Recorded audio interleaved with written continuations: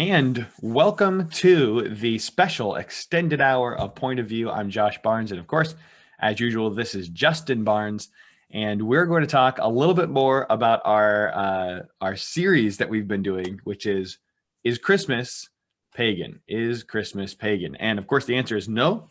We talked in part one about the December 25th date for Christmas. So if you're watching this on YouTube, just go to Point of View.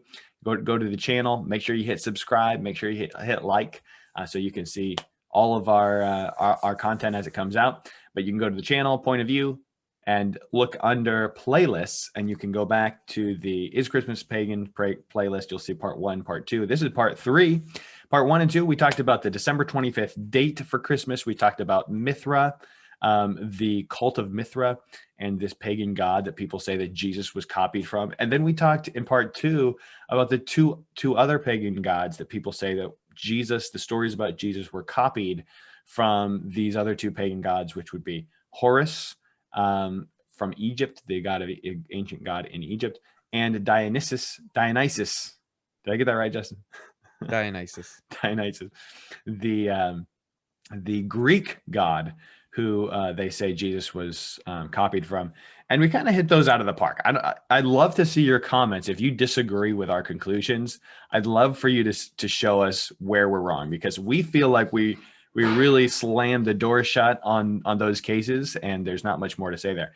Next week, we plan to hit Christmas trees, and our Christmas trees pagan. They come from pagan sources.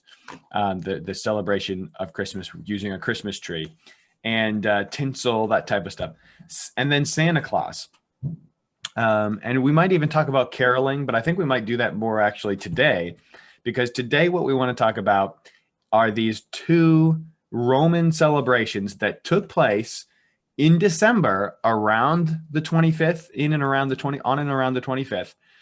And they seem to have been celebrated in similar ways to the way we celebrate Christmas. And this is perhaps like the biggest thing that people point to and say, aha, see, the Roman pagan gods, the Roman pagan celebrations were taking place on the 25th, and Christians, just in order to celebrate on the 25th, decided to celebrate Jesus' birthday then instead. So they adopted pagan traditions and celebrate Christmas. And this is why people like Jehovah's Witnesses and others would say we don't even celebrate Christmas, because it's all based on these pagan holidays. And here's the two holidays.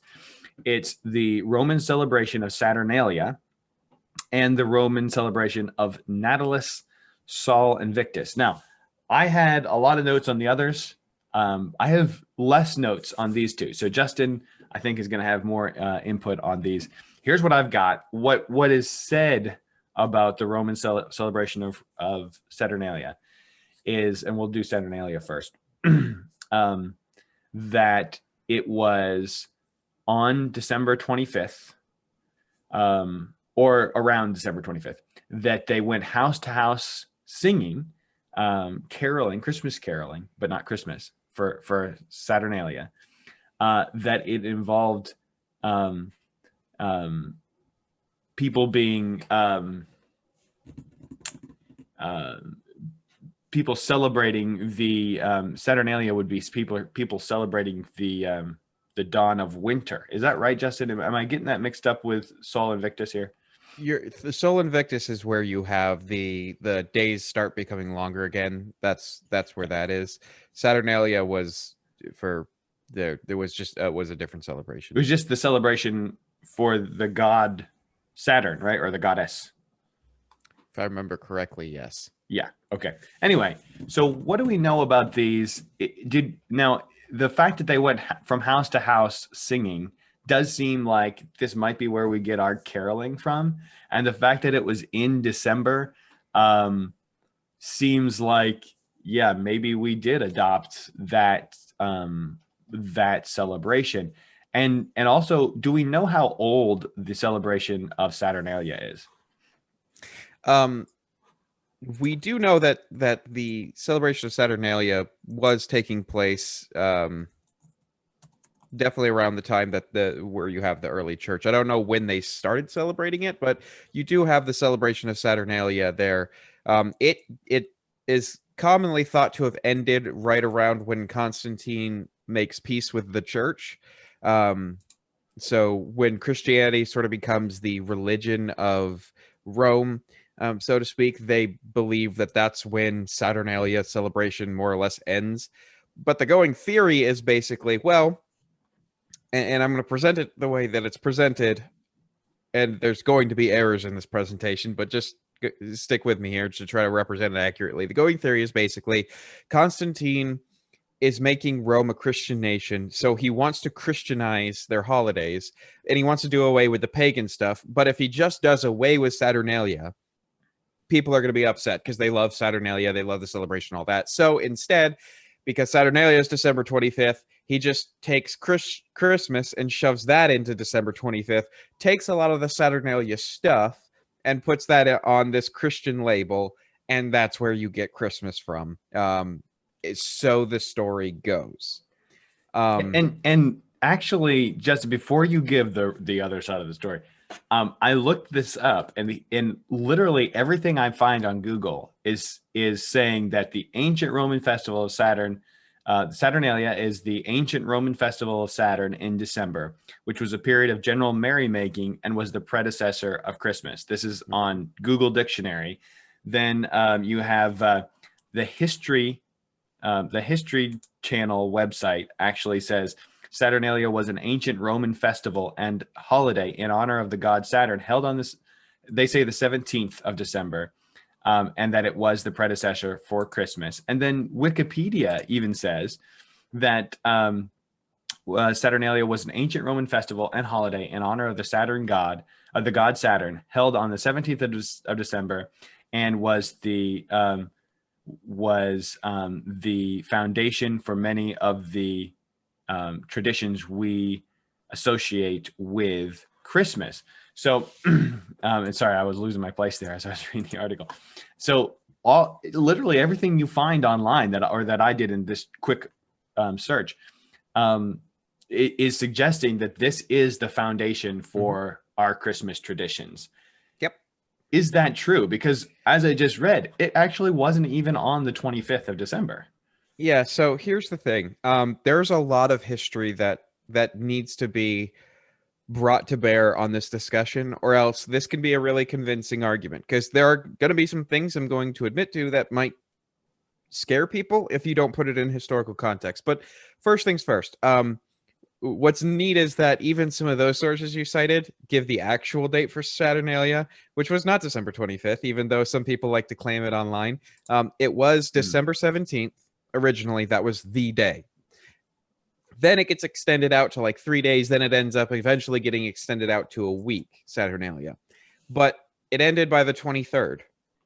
So the idea that, well, Christians just took the 25th date because of Saturnalia doesn't line up. Like if you're trying to replace it with the same, replace that holiday with this, that December 25th doesn't line up. It's a thing. It's trying to make a connection where there's not. Now, as far as Christmas and Saturnalia and all that is concerned, what you have to understand is that there was already a debate in the Christian community by the time supposedly this whole Constantine thing happens.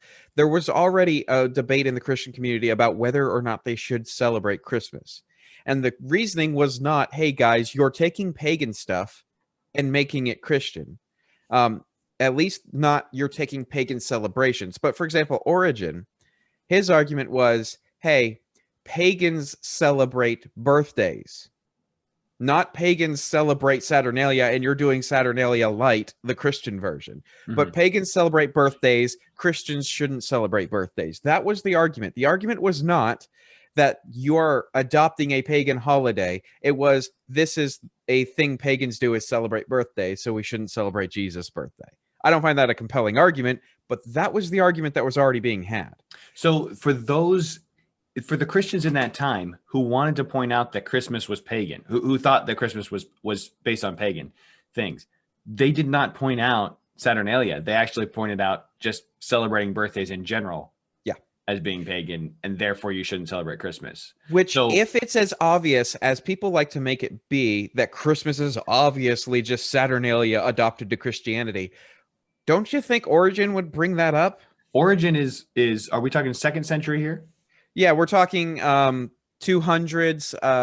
I think he dies around the 250s, if I remember correctly. Let me. I'll do So a quick search on early this. third century. Yeah, Origen was he was 184 to 253. Yeah, Okay, so dies late about the yeah. 250s. So he probably wrote in the early third, if he was born in 184, right? Yeah. So Which, by the way, he's one of the reasons that we know about the earlier dating for like December 25th and for December 25th and January 6th, because he's talking about them already celebrating. I think January 6th was where he talks about it, and he's talking right around that turn of the 3rd century. So we know if he's talking about it in this way that implies that it's already happening, this dates back into the 2nd century. Yeah. So let me just break this down for people who maybe didn't follow everything that was just said. What we just pointed out was that we have Origen, who is a Christian writer, during or a Christian apologist, theologian during the wasn't exactly orthodox. He wasn't orthodox, but he was in the Christian community, and he was writing arguments for or against the Christian faith, certain Christian doctrines. And he was writing in the 200s, so the 3rd century, shortly, we're talking about just a little over 100 years after the last apostle died.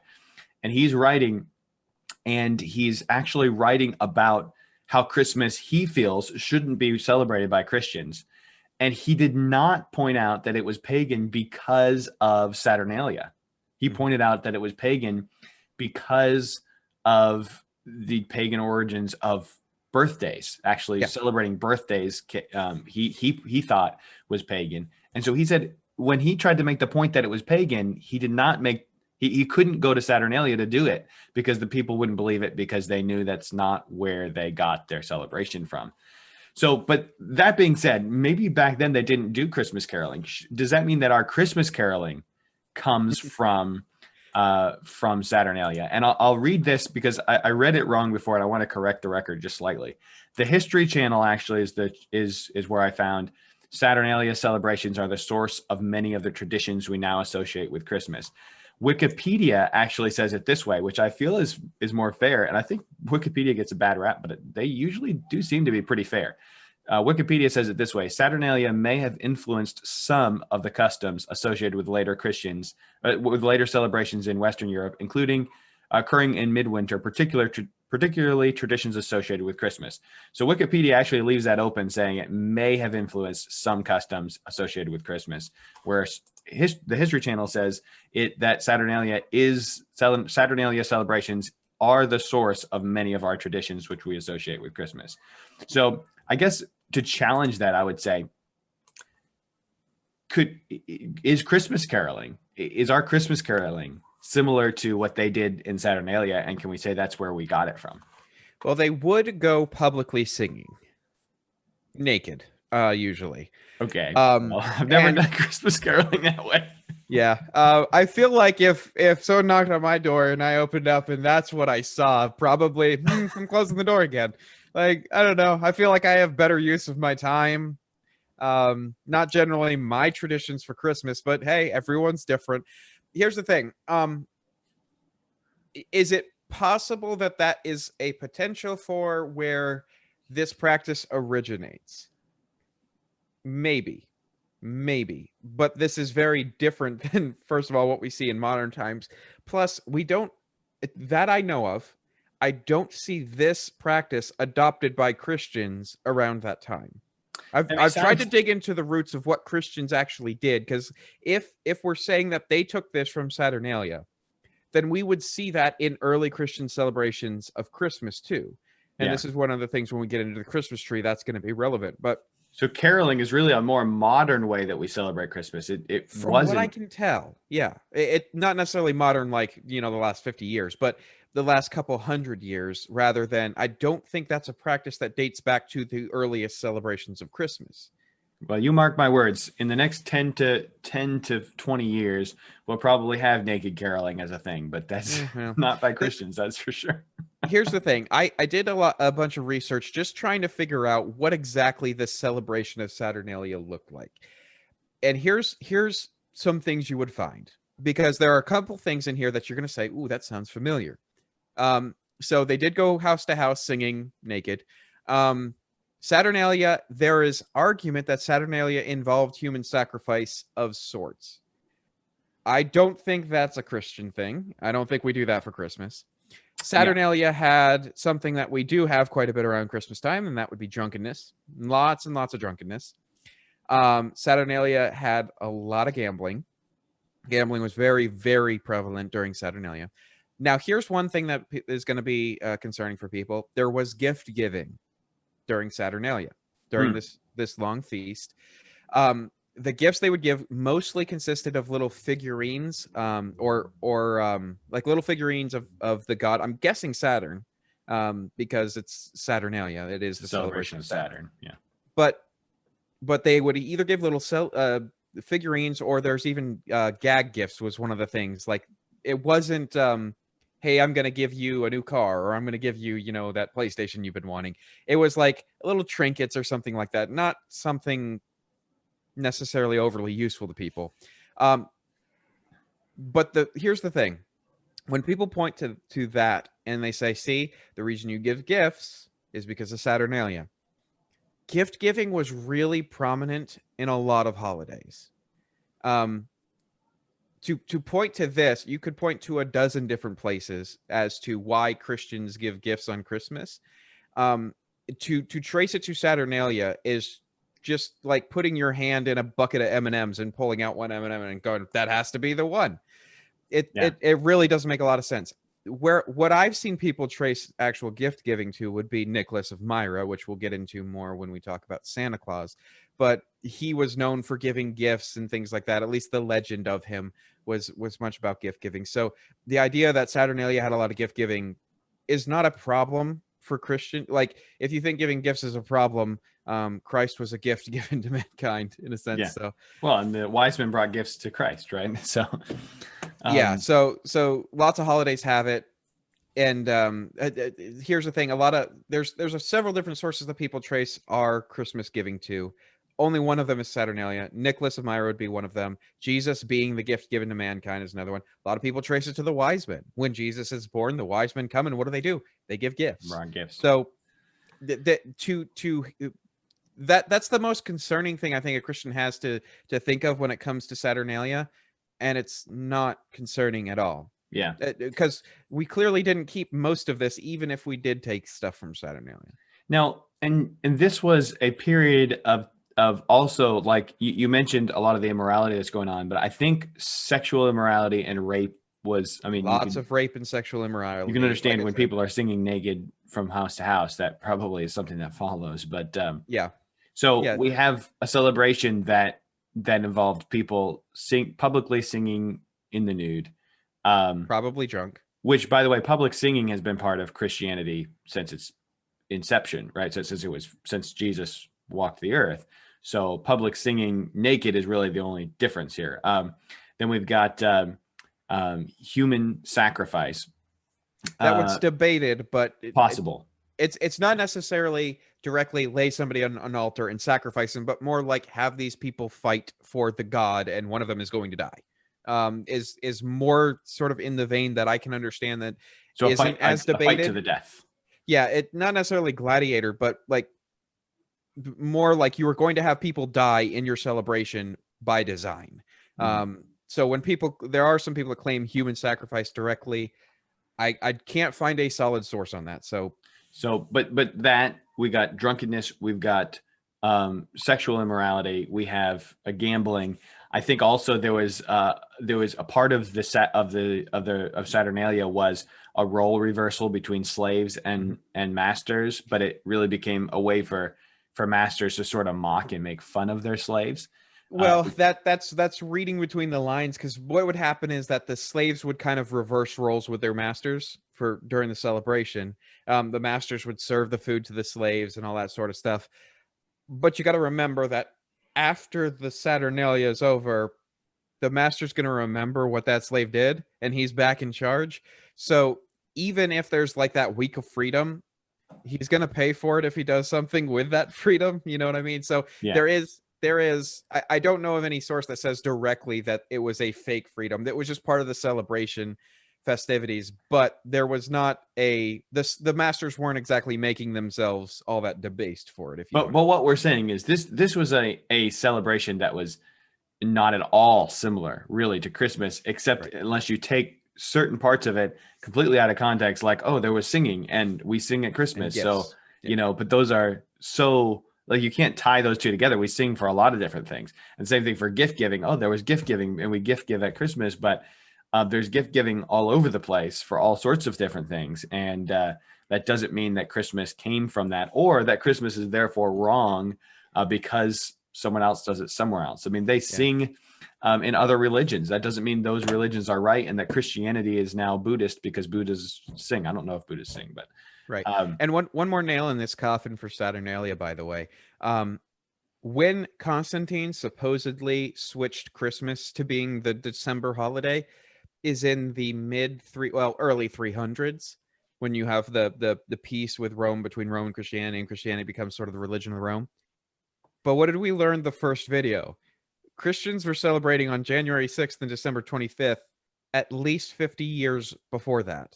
More like 75 to 100 years before that, depending on which date. So how does that work? Because Christians were already celebrating it on those days when the argument is, well, Constantine made Christmas this holiday on this date because of Saturnalia. It's incoherent. Yeah, it's definitely not because of Saturnalia. Although we do admit, though, am I right, Justin, that Saturnalia began before the first century? Is that correct?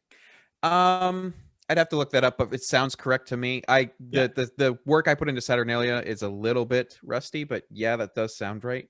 Let's do the next one real quick because we don't have a whole lot of time. Let's talk about Sol Invictus because this is the Roman celebration of the birth of the unconquerable sun that was on the 25th, as far as we know, and